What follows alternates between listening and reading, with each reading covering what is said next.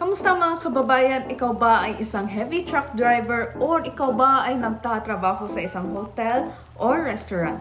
Kung oo, ito na ang pagkakataon mo para makapagtrabaho sa Europe. Ang mga employer ay kasalukuyang naghahanap ng mga aplikante at nag-aalok ng sahod na mula 1,500 to 2,400 euro kada buwan.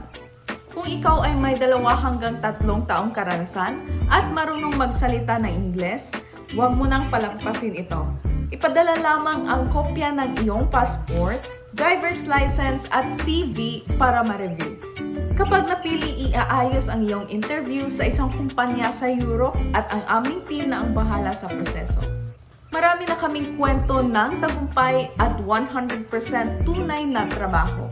Para sa karagdagang impormasyon, makipag-ugnayan na sa JIO Worldwide sa WhatsApp ngayon. Ang iyong pangarap na trabaho sa Europe ay naghihintay na.